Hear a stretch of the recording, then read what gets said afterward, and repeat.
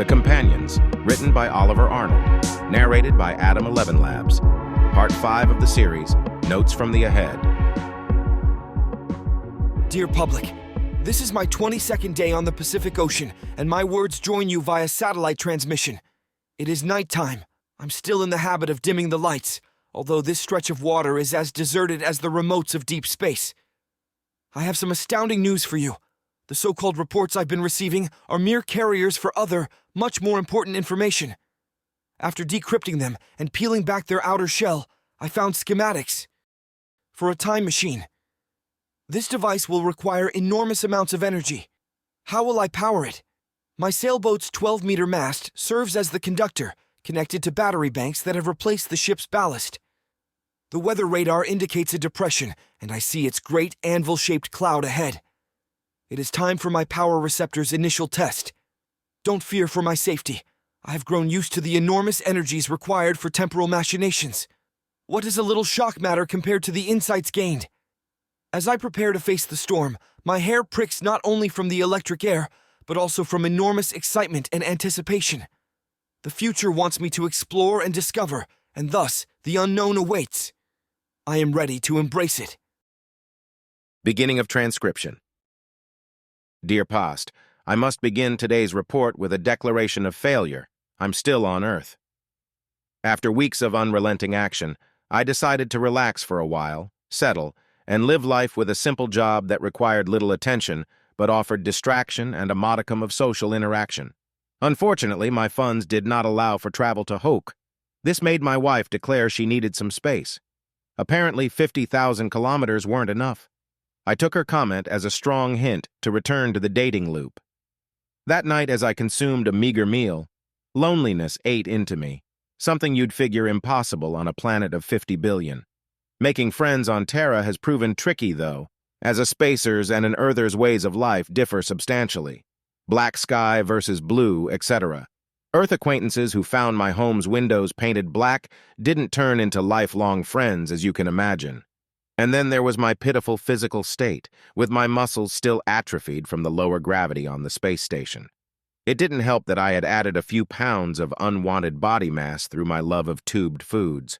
On the dating circuit, I competed with fit and motivated youths pursuing reproduction. I needed a partner who wouldn't scrutinize my physical features, or better yet, who had no concept of human beauty standards. An extraterrestrial. You're gonna date an alien? I know it sounds wild, but hear me out. My reasoning was that since both I and the Outworldler were spacers, we should be more compatible than Earth or space-bound humans. Mind you, I was looking for companionship, not reproduction. Through ads, I found Arxilla, a being from Talion Delta. Evolution on her homeworld had taken similar turns as ours, and she physically resembled a human. She loved floating, and black was her favorite color. Despite this, we promptly hit a bump during our initial dinner. I had ordered spaghetti, and she had the Ruvian angler, an obscure monster that Arxilla considered a delicacy. When it spits back at you, it's fresh, she said, probing the twitching thing with her fork. When I watched the food die on her plate, I knew we needed technology to make this relationship work. Luckily today, trivial matters such as reality bear little significance and are readily changed with a technology you might have heard of: augmented reality. Despite the dubious goal of making your surroundings conform to your expectations, AR systems gained instant popularity. Not that people didn't understand that their AR worlds were blatant lies, simply no one cared. A great example is couples disagreeing in a conversation. For this, the AR alters spoken language as needed, nudging each conversant's input toward the preference of the other. Here is an example from the animal kingdom. Dog says bark. Cat hears meow. Soon, the government mandated AR programs for certain human interactions. Once enacted, divorce rates dropped, families were happier and stayed together, and workplace confrontations were much reduced. For me, ARD, or augmented reality dating, was the most suitable solution. This goggle-based technology works by altering both partners' acoustic and visual feeds based on their preferences. For example, if the daters cannot agree on the same venue, the environment is altered individually for each person. Let's say two go out for dinner. The restaurant needs to prepare for every dish imaginable, as no one can predict what changes the ARD system might make to the diner's selections, though the goggles communicate this with the kitchen. This culinary feat is achieved with a flavor paste that can be cast-formed to match any ordered dish. You get the haptic feedback of cutting the correct shape and the mouthfeel of the broccoli, steak, or Peruvian angler you ordered, along with its flavor. The goggles visually augment each partner's dish to match. Both partners are happy. Needless to say, the dining environments are heavily modified. You can be in the same room yet occupy different worlds, sometimes literally. What is a cozy restaurant for the lady appears to be a sports bar for the gentleman. I once snuck a peek from under my headset to see the actual room we dined in. Our surroundings were white, gray, and industrial. The furniture was plain with crosses and dots printed all over for tracking. Now some will ask, with all this augmentation, why date a real person at all? In AR dating, not all interactions are enhanced. After every date, you receive a report with statistics on all dissimilarities, for example, the stuff that needed fixing. With this information, you can strategize whether to book another date or move on. When a relationship becomes serious, both sides evaluate their willingness to reduce augmentation, all the while adjusting their real-world appearance and behavior. This is only advisable for couples that have been AR dating for a while and have gradually lowered their compatibility intrusiveness setting, or lowered their expectations. Some anticipate this so anxiously that demands for permanent AR augmentation have emerged. However, the government intervened and reserved the life of permanent fakery for politicians. The beginning of the end of my AR adventure rang one day when Arxilla left her spare pair of augmenters on the dresser, and I peeked at myself in the mirror.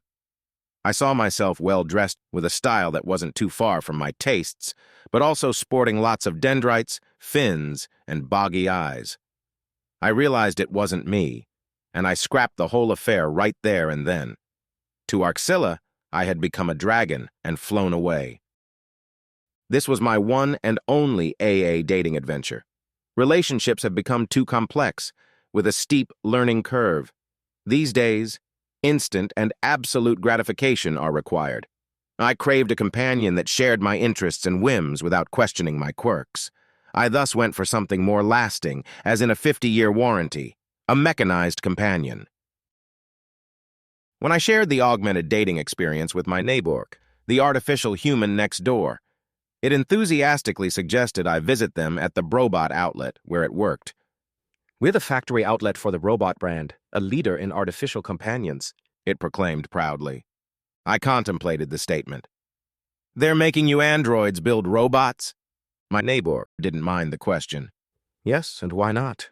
You humans make more humans. The android was right. I looked him over. No offense, but you're kind of cheap looking. Mind if I touch you everywhere? No, go right ahead, it said, spinning in a pirouette-like motion. They don't make us like they used to. Softer, fewer metals. Squishy is easier to pack, you know. Now we don't break as easily or scratch as much during shipping, but at what cost? After scrutinizing the artificial body all around, I agreed to a meeting at the factory. The following day, as I stood at the gate of the extensive factory building, an enormous banner greeted me. Save big during our red-eyed robot event. I had heard of such promotions for flights, but felt this offering came too soon after the robocalypse. Inside the spacious showroom, an eclectic collection of high-octane humanoid robots greeted me, all frozen into some rad-bro activity. One chopped wood shirtless while another carved the mountain with his board. As I viewed the Brobot collection on offer, a sales rep quietly approached. Thin hair, a pale green complexion, and out-of-fashion clothing made him look nothing like a bro. I gauged the man to determine whether he, too, was an android. Your appearance isn't very bro, I said before he could speak. I know, the salesman replied with droopy shoulders. I changed the topic. What a beauty, I remarked, walking up to some random android and kicking its tires. It is, the associate said, nodding. He didn't sound convinced. You disagree? It's beautiful, but it's also got a crack, he said, pointing at a sizable blemish on the biomechanoid's back that I hadn't noticed. Is the price reduced? I asked. It isn't. We're wanting the full price. I nodded. Anyhow, I love the red paint job.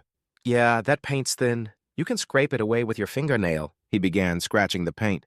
See? It practically comes off by itself. I nodded. That's no biggie. At least it's got a sturdy frame. The salesman shook his head. It doesn't. The welds are full of microfractures. He pointed at a seam that looked like a spider web. I see, I said, turning my attention to another android. How about the model over here? And that one has no features, the one beside it is a known lemon, and the one over there gets random seizures. We walked on. Unfortunate, I said, stopping at a sporty model. But I love this one. How much for it? This one's 20 grand. That's not too bad. Plus another 15 for hidden cost and tuning. I see, I'm not buying then. The salesperson looked down. Again, no sale today. He shook my hand. Have a great day. I'm off to sleep in my car. You do that, a voice from behind suddenly said. Another salesperson walked up, his hair up high and rolling like a wave, his 2 index fingers pointing at me, his face contorting into a wide grin. What's up? I shrugged. My name's Brody, but feel free to call me Dude, he said with a tongue click. I nodded. He grabbed my shoulder and led me to another section of the store where many sports bots stood on podiums. We carry all bro types, Brody continued, including preppy, doodly, jockish, and stoner. That's great to know, dude, I said. I'll check out your collection after I see my friend. He disregarded my statement. Are you shopping for a synthetic lacrosse partner? We can supply an entire team, you know. I'd never heard of lacrosse. I nodded and then shrugged. Dude looked at me sideways while rubbing his chin. Got it. You're the domestic type. We carry programmers, too. I'm a spacer. No sweat, brah, he said. We offer loads of pre-packed group identities. He pulled up his pants. Tell you what, you buy today and I'll throw in a free flat-brim baseball cap. I could read in his face that this typically closed the deal. I'll think about it, I said. Disappointment washed over the man. He came up close. Ask yourself, he said quietly. Do I need a human bro living with me? I shrugged. The smell, the junk, the noise. Why invite a guy into your house who competes with you, snatches your girlfriend, chomps your food, and uses all your toilet paper? I say, no thanks. I nodded a little. When I opened my mouth, Brody cut in. Brobot's muscles can be inflated to reuse your brobot as a guardian. I nodded more. You can deflate them to match your own physique. I nodded yet more. Brobot can fix cars, talk sports, or do tech. When you go fishing with him, he'll never catch a bigger bass than you. I nodded impressively. Robot will talk to the ladies for you, but then vanishes during the evening, leaving you with the bounty. I nodded exuberantly.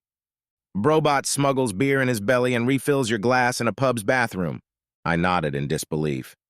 Brobot is a buddy who agrees with everything you say, unless you find that disagreeable. I began to nod, but Brody didn't wait. Brobot plays cards, video games, darts, and basketball. A Brobot requires no attention. You don't need to feed him, talk about feelings, or even be nice. I nodded ecstatically.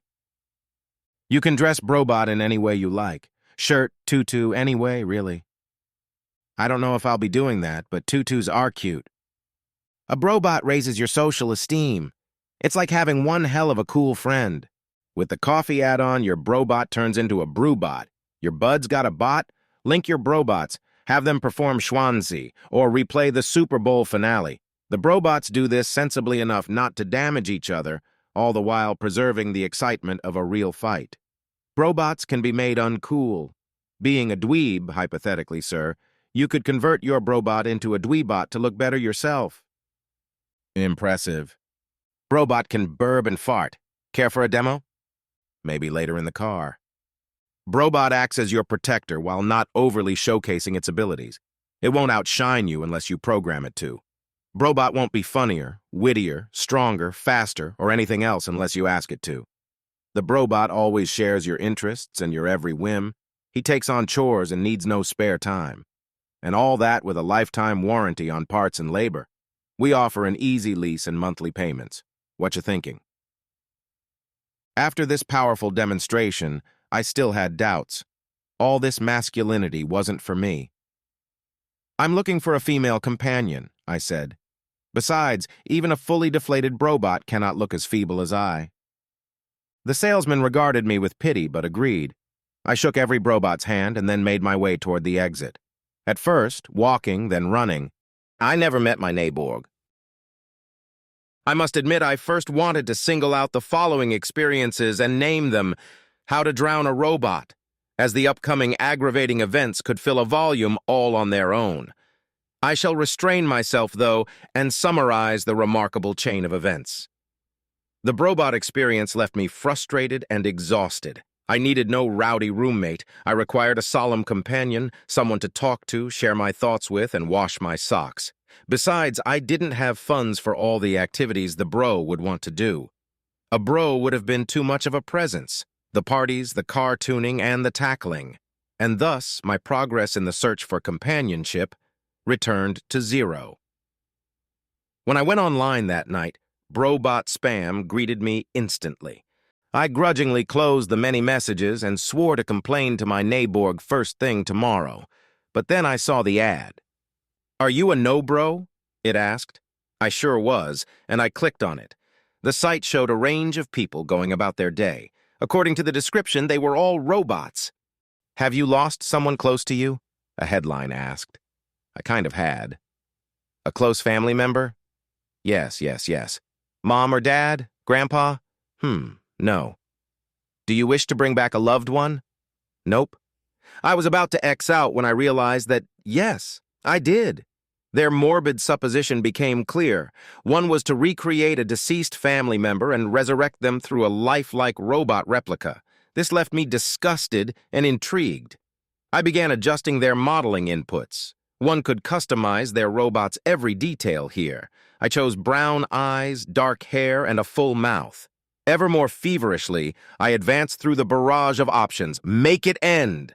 Then suddenly, after a staccato of punching and clicking, the system offered no more variations. It declared, "Calculating result," and computed a visual representation of my choices. I watched with great anticipation as the pixelated outline of a person appeared, biting my nails while the undersampled image filled with detail. When it had finished, I could hardly believe my eyes.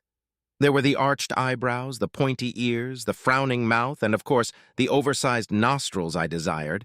I had ended up with Astrid, my wife. I truly missed her. After all, it wasn't cheating if you connected with a person or automaton of identical appearance as your loved one, was it? That's how I justified the situation to myself before I resolutely hit checkout. "Would you like kids with that?" asked the screen. This didn't surprise me, as I had considered digital children before. You could hatch them, groom them, or pretend to feed them. They even come with a growing kit that expands their limbs. This way you could watch your little rascals' growth in time-lapse, or have them shrink back down to baby size to start the magic all over again. You could skip the teen years, an option many actual parents would advise you to use. For the budget-conscious, they offered the controversial feature of converting a grown kid into their husband or wife. The system now suggested that buyers with my interests also appreciated their collection of MILFs. Outraged and disgusted, I investigated their selection. After some laughter, I declined and hit Order on Astrid 2.0, a mechanized mail-order wife. What a great and economical way to find lasting companionship. A few days had passed when, in the afternoon, I received a surprisingly small yet heavy box that measured about a quarter of the size an adult human reaches. Was assembly required? Upon opening the flip top, a confused ball of dark human hair greeted me. Had they sent only the head? Just as these questions swirled in my mind, the hairball suddenly advanced toward me. I skipped back. Skin-colored shoulders showed beneath, then a neck and arms. I realized that the entire robo-woman had been folded up, arms forward around the legs in a crouch. With one fluid and elegant sweep, the figure rose and straightened. A beautiful, full-sized humanoid robot had grown out of the tiny box in front of me. The resemblance was uncanny.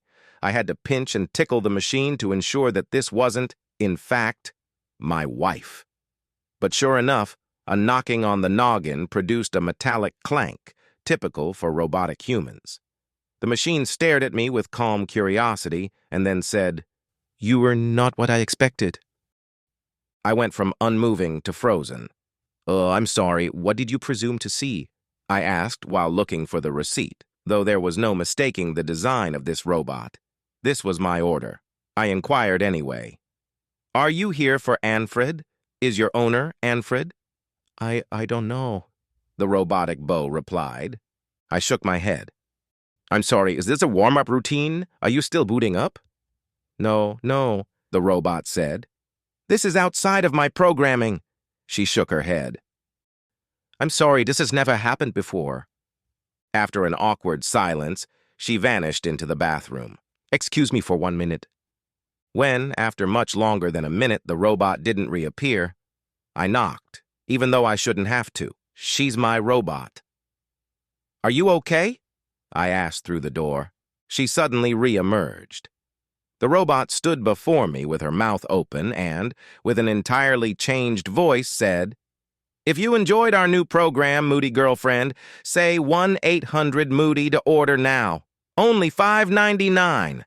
The message left me confused, angry, and relieved all at once. "No, I didn't like it at all," I stated, choking a bit. The robot nodded. "I'm Joy. You can change my name under System, Options, Customizations, Personalizations, System, Name." I nodded in return. "We come loaded with personalities," the robot continued.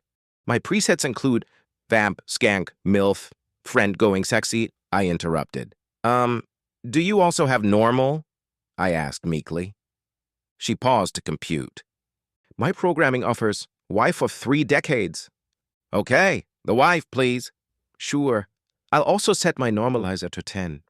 "Right. Thanks." After this awkward start, I showed her around the house and both of us loosened up. We laughed a lot, and the rest of the day turned out to be fun.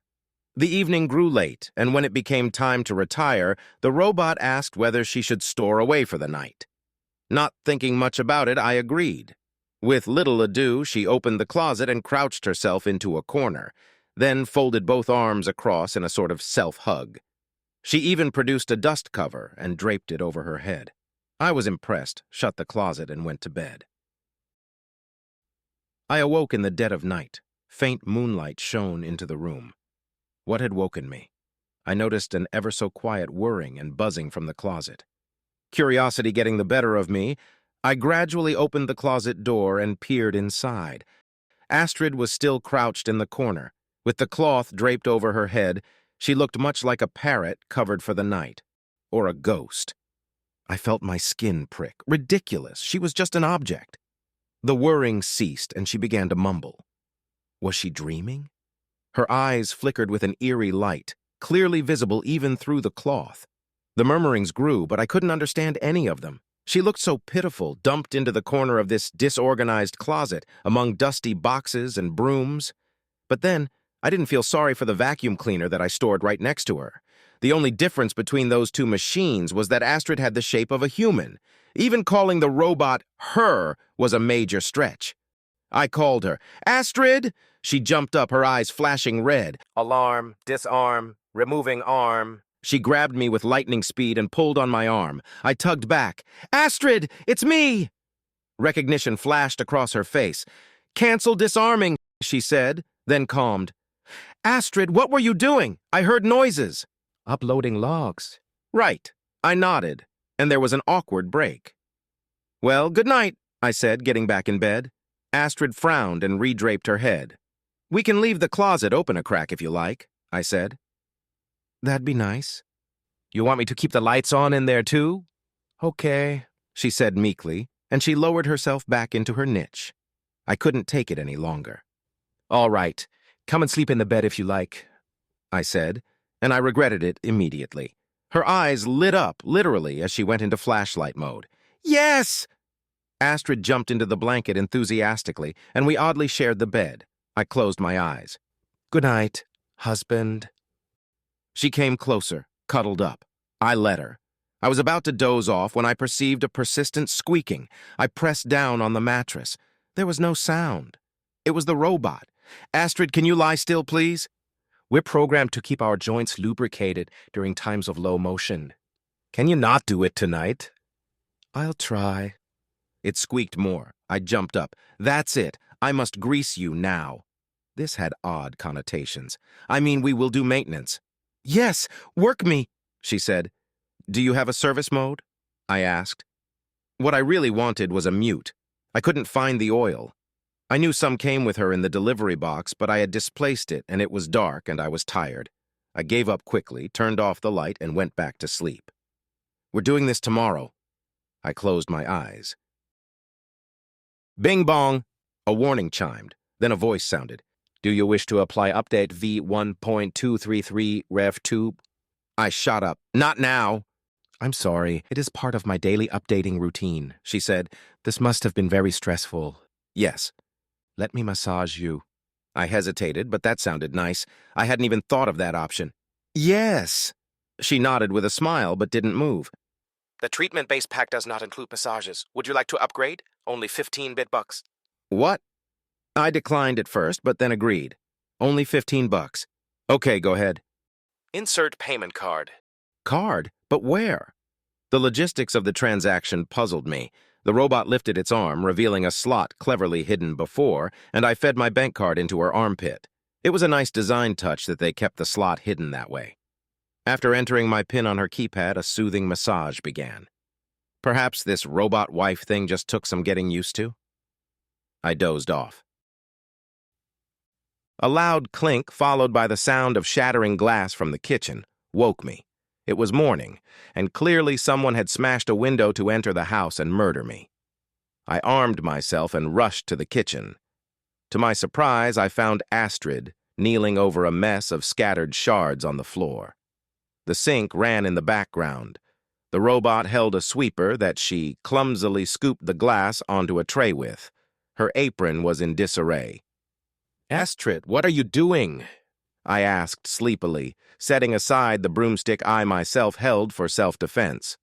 I'm washing the dishes, she said, pointing at all the dirty plates in the sink. But my programming doesn't include this task. I got angry at the pointless stupidity. But heavens, why would you do it then? Her answer surprised me. I like you so much, I did it anyway. That took the wind out of my sails, and I calmed. Clearly, this was an innocent mistake. Can you fix breakfast? I asked, more concerned with my tummy than the glass. Yes, the robot nodded resolutely. I can prepare over 1,500 delectable dishes. I smiled. One will do. The upgrade, breakfast recipes, is only $29.99. I grunted, and my smile vanished. She rose with the tray of debris and promptly dumped it into the sink. No! I rushed forward, but the water had already flushed it all down the drain. Astrid, what are you doing? Cleaning up. You don't put debris in the sink. I'm sorry. I can't do anything right, she said, and I swear the machine's eyes watered. At this, I was both touched and angry. I took a deep breath. No problem. We'll fix this together, I said with a smile, evaluating the damage. The glass had clogged the sink and the water was already backing up. I lowered myself to inspect the pipes. A tangle of twisted old metal. I reflected on their design and how it hadn't changed in centuries. Odd how our electronics, healthcare, or transportation had taken leaps, yet the basics like home drainage had changed little. With these thoughts, I ordered my sleeves to roll up and grabbed a pair of laser-guided anti-grav channel locks to open the drain. Astrid joined me, and now she, with her iron grip and I with a wrench, opened the stinky, clogged thing together. The glass had only been the icing on this dirty cake, I now realized, as thick sludge burst from the opening. It became clear. I needed a special tool and advanced technique to resolve this issue. I fetched a long wooden spoon that I, to this day, serve salad with. I shoved it into the pipe and stirred. It gargled and reeked, a little too successful. Sewage began to spew out of the pipe. As incredibly unprepared as I was, No rag was at hand. Astrid, help me stop the flow. And she did. In an instant, she grabbed the pipe and, with her enormously powerful hand, squeezed the thing shut. Well, that fixed it, but now we need to call the plumber. I got out from under the sink. When Astrid didn't follow me, I said, "You can come out now. You squeezed that thing shut pretty well." The robot rocked back and forth, then rattled and said, Oh, I can't move. "It turns out that even robots can pull their backs." "I'll help," I said, and I slipped her fist-like hand from the pipe to grab her by the back and pull her from under the sink cabinet. "How do we get you back up?" I asked, assessing the damage, smirking to myself at her ridiculous kneeling pose. My control wire has bound. Call the service center. I horrored at the cost of this, but I did as asked. Red-Eyed Robotics promised to send field specialists, and indeed, a short time later, 2 techs arrived. By this time, I had dragged Astrid to the living room. The techs looked at the kneeling robot, its disfigured clothing, and her hand, still in the pipe-squeezing pose for some reason. Sir, why's the robot in this position? Asked one tech, smirking. We were fixing plumbing issues." No need to be defensive, sir. I caught them exchanging smirking glances again. We've seen worse. The other tech had the audacity to take pictures, claiming it was for the record, and then pitched me a subscription to his robo-erotic website, which I bookmarked and declined. They got to work, and indeed, they quickly fixed the issue. Astrid rose. After a morning filled with too much action and with the robot techs gone, I decided it was time for relaxation. I paid Astrid to fix breakfast, and we sat down in front of the television for a bit of executive time. Politicons was on, and I had a great time watching Gould and the gang annihilate their opponents. Squeak. What was that? A noise disturbed my viewing pleasure. Squeak, squeak. Astrid bounced her leg. Squeak, squeak, squeak. Her joints were making noise again. I'd forgotten to mention the lubrication issue to the techs. "Could you stop that?" I asked her, glancing at her bouncing leg. "Sure, darling. Must you call me darling?" "No, would you like to engage in small talk?" My eyes glazed over, and my mind shut out the noise. Suddenly, though, Astrid froze with her mouth open. This woke me up. "Astrid?" She remained unmoving. I waved my hand in front of her motionless eyes. Suddenly, a man's voice blared from the robot. Hi, this is Ted with Red-Eye Robotics. Sir, we're going to reboot this unit real quick. Sure, okay, I said, baffled. Your unit hit a bit of a snap there, I hear. Hear? From whom? Without reacting to my question, Ted continued. To make up for this downtime, I'll install free lingual update. You'll converse more better with your loved one. I'm sorry, with whom? We call our robots loved ones, the technician said. Did you know your unit could say, I love you in over 30 languages? I didn't. A moment of silence followed. I stared at the unmoved robot and the inside of its mouth as it still stood open. Astrid periodically twitched, I assumed, due to the tech rebooting her. Suddenly, the guy's voice came back on. Sir, the problem's all fixed. Just a quick brainware update. Have a nice evening. Yes, good night, and thank you. There was no reply, and suddenly Astrid's voice returned. I've developed a conscience and love you. Not 5 minutes after this statement, I was on the phone with red-eyed robots. Sir, our robots are certified soulless, the rep assured me. Could there have been a bit of soul sneaking into this one?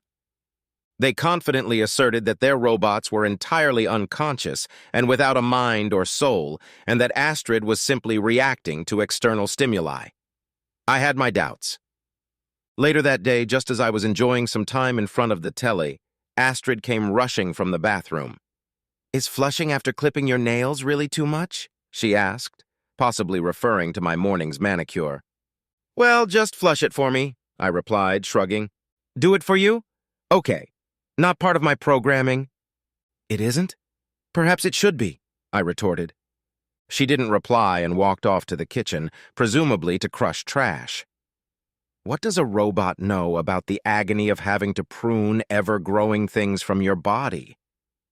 I was slowly growing tired of the robot Astrid. Worse, her always-on state wore me down. In that sense, she was unlike my vacuum, a device I turned on and off at will.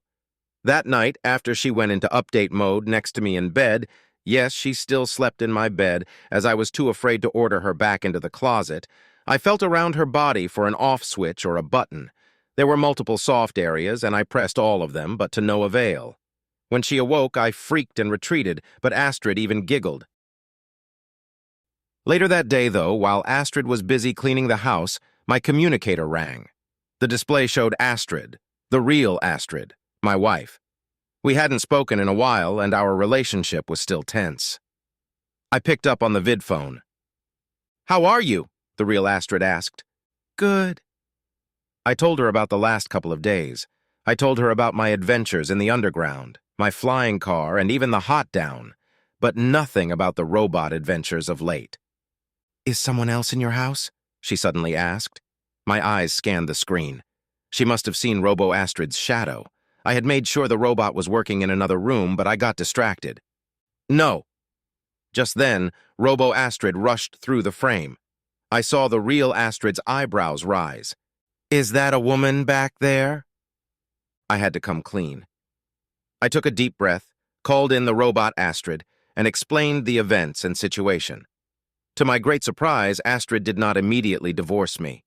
She understood my loneliness, but not only that, but she apologized for causing the tension and told me how she felt responsible for the whole situation.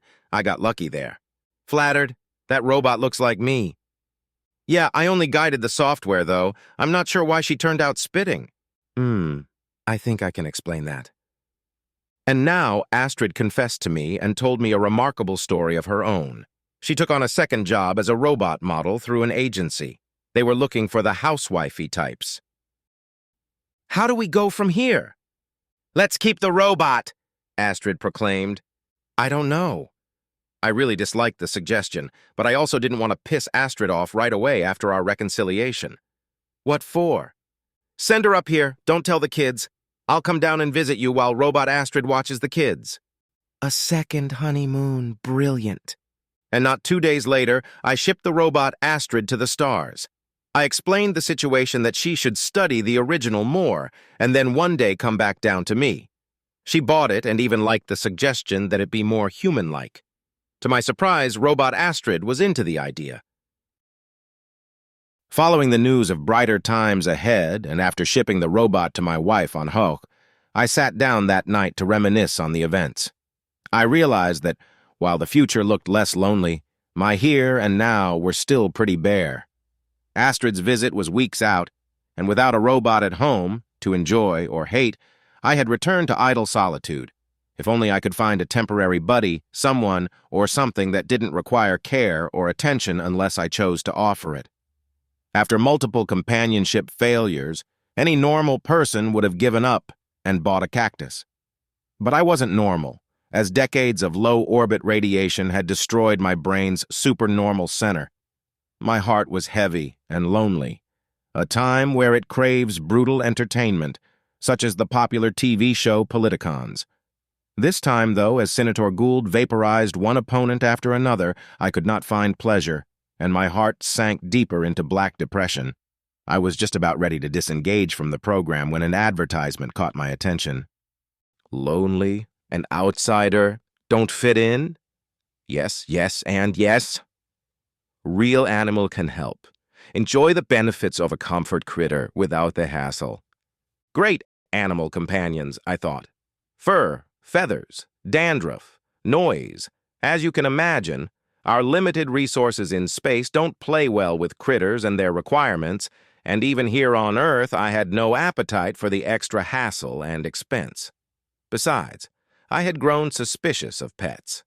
This is rooted in a childhood zoo trip where I tossed peanuts at what supposedly was a roaming animal, but turned out to be an alien caretaker. Why not a rescue animal, you say?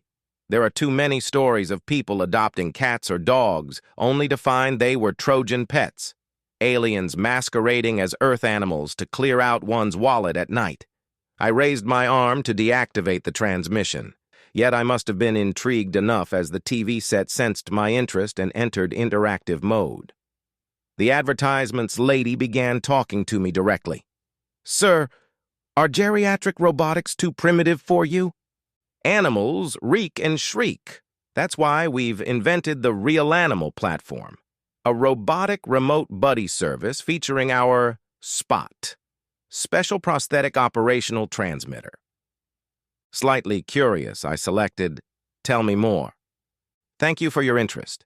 Remote Animal Ownership, also known as REMA now, is a system where a mechanized furry is linked to a real pet that lives in a protected, climate-controlled care center. This advanced pet technology was developed by the Space Administration for long-haul space flights, where real pets aren't feasible due to sanitary and nutritional restrictions. Your real animal can see, hear, and smell you through our custom CyberCrit helmet and react to all your input as if you were together, while every move and sound are transmitted in real time to a mechanized replica companion in your home. Dirt, noise, destructive behavior? Worry not about the hassle of animal ownership. Whether in space or on a planet, you get to spend quality time on your remote pet. But when you watch a game or leave for work, your real animal will be fed, cleaned, and groomed at our professional care center, while your copy stands still, tail wagging in the meantime. I nodded to myself. Our patented CyberCrit mask was developed with the help of falcon owners who wanted their masked friends to beat boredom while wearing their eye coverings, and thus provided them with entertainment or information displays in them. The screen now showed imagery of cyberized falcons hunting with night vision and laser targeting. Then followed examples of horses and cats. With Remanov, you own the same pet for life. When the real animal dies, it is seamlessly replaced. No more dead, too big to flush. What about hackers taking over the animal, reprogramming it to steal my coin purse? Ah, this is entirely impossible. You see, all communication, audio, visuals are highly encrypted. Here, look at these graphs. The graphs she showed came in many colors and only went up. Indeed, impressive. And, said the lady now with great excitement, sign up now for a dog and receive a free blockchain. That sealed the deal. Only a day later, a sticker greeted me. Your remote pet is here, said the box. Love that new pet smell again, with CyberCrit Mecha Pooch. Yes, it had just been delivered. Not without unease, I opened the head-sized box. Slowly and cautiously, I ran the laser cutter across the tape, remembering only too well the previous robot's unsettling reveal, when suddenly a dark and furry object thrust right through the carton's flaps and into my face. At once, a terrible and wet sensation smacked my cheeks. I yanked the attacking shape off my face and threw it at the wall with all my might. I then realized my mistake. The thing wasn't face-hugging, but kissing me. It had been the pooch leaping from the box in overexcited anticipation. I was later told that the control animal had also been kept in a box for many hours to provoke this reaction, a response so pleasing to the human owner. The mechanimal came running back to me, and I noticed a deep gash in its fur. Luckily, the machine and its silicate skin had taken no damage that a bit of glue couldn't mend. I petted my new companion.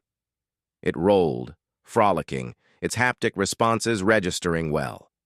I squeezed it, and it whelped. Fantastic feedback indeed. A note in the box informed me that it was time for a feeding. For this, the company supplied you with a bag of plastic chips resembling dog food, and I sprinkled them into the included bowl. Quickly, the animal came and munched away in a delightful spectacle. Later that evening, it would conveniently regurgitate the chips back into the food box for another use the next morning. After the late lunch, the animal ran about the house, exploring but also mapping it according to the manual. I wanted to call the pooch, but realized I didn't know his name. Spot! Max! Ted!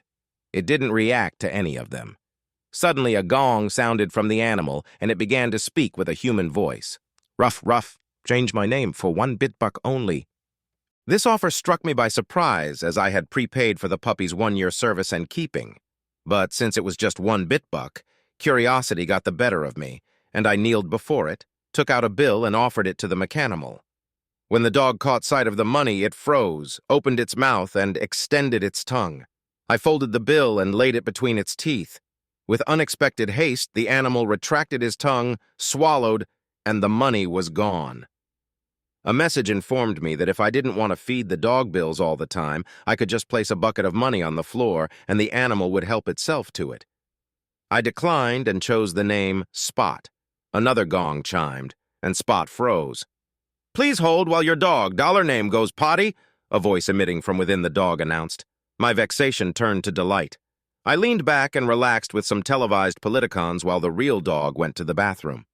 All the while, its digital incarnation stood still, pleasantly tail-wagging.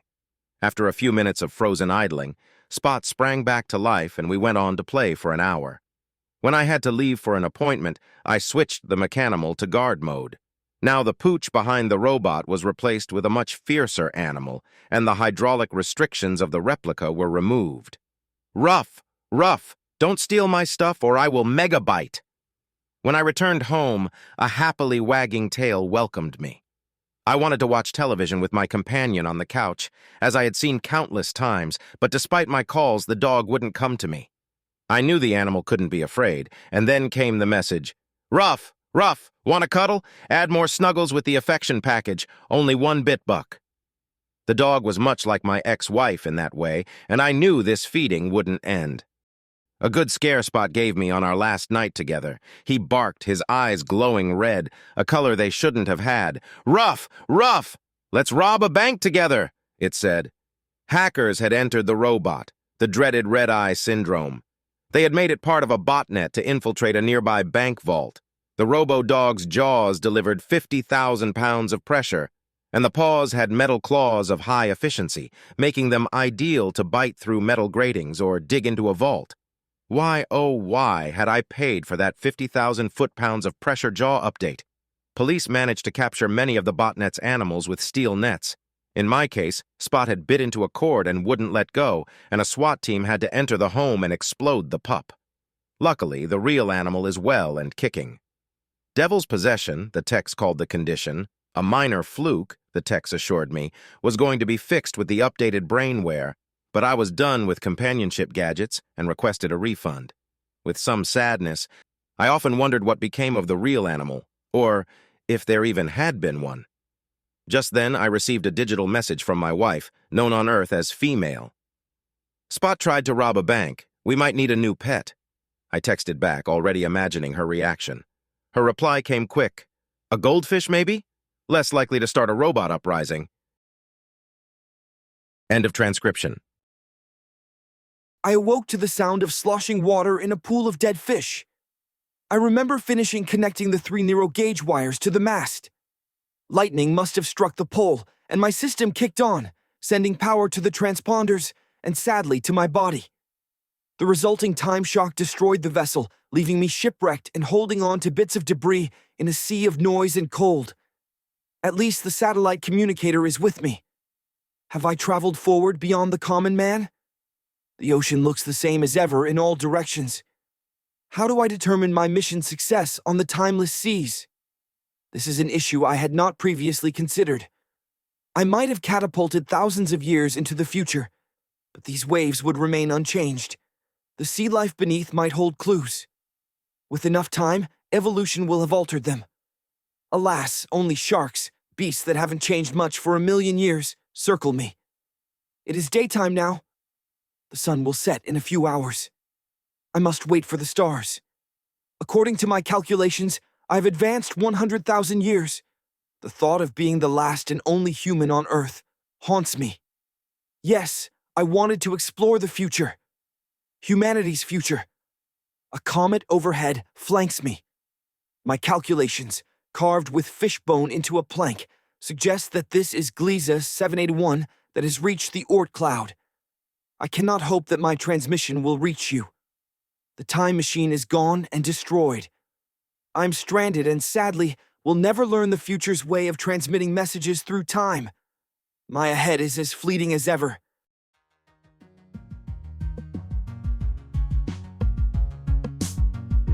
You heard The Companions, Part 5 of the series, Notes from the Ahead, written by Oliver Arnold and narrated by Adam 11 Labs.